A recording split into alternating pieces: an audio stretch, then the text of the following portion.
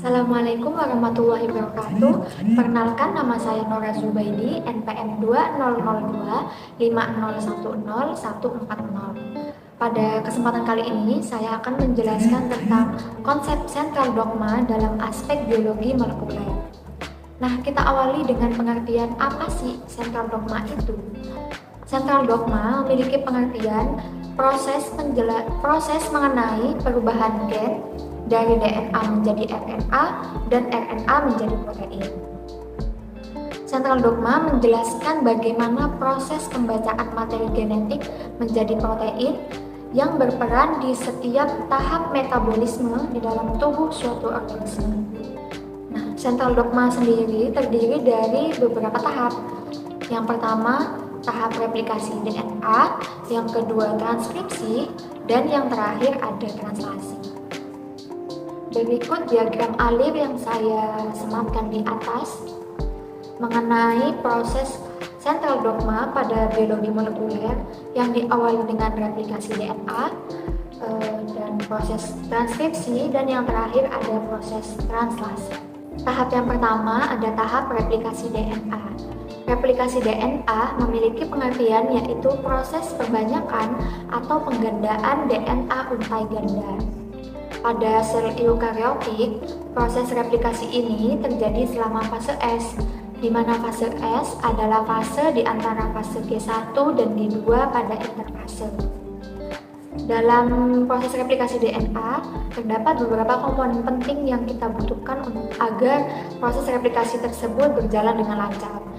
Beberapa komponen tersebut yaitu yang pertama ada DNA template, yang merupakan molekul DNA atau RNA yang akan direplikasi.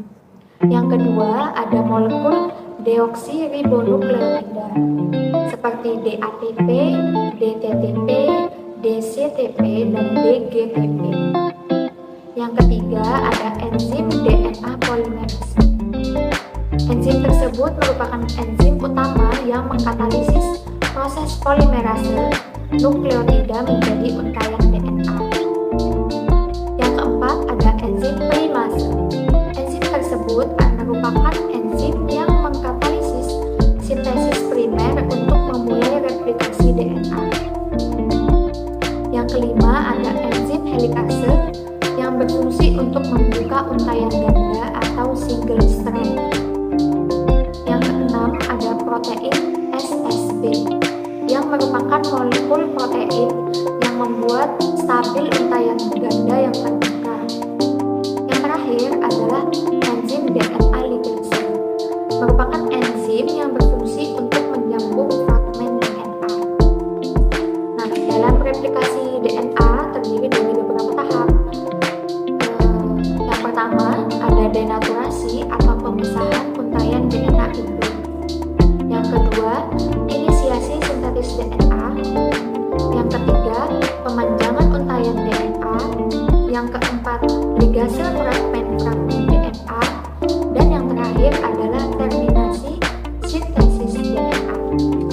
Tahap selanjutnya setelah tahap replikasi terdapat tahap transkripsi, di mana memiliki pengertian merupakan proses penyalinan kode-kode genetik yang ada pada urutan DNA menjadi molekul RNA.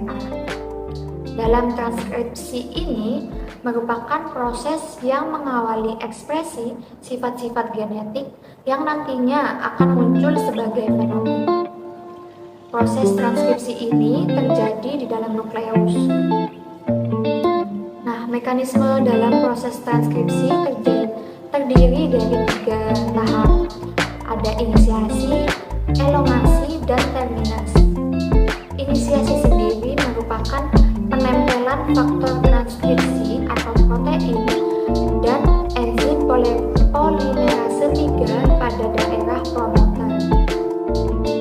Tahap kedua, elongasi, merupakan pemanjangan untaian RNA yang dibantu oleh enzim polimerase 3. Nah, tahap terakhir yaitu terminasi yang terjadi di daerah terminalnya, yaitu tahap yang ketiga ada translasi.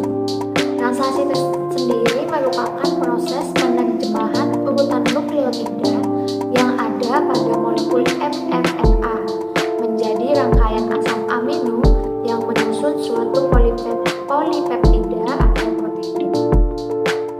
Dalam proses translasi, hanya mRNA yang ditranslasi, sedangkan tRNA dan rRNA tidak ditranslasi.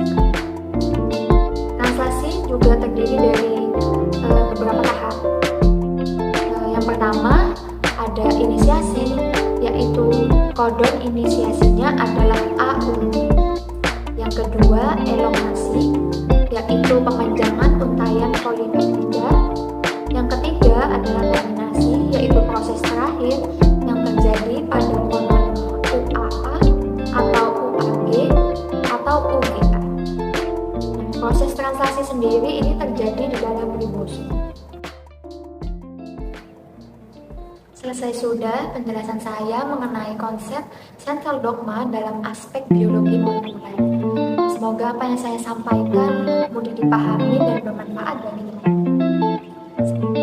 Assalamualaikum warahmatullahi wabarakatuh.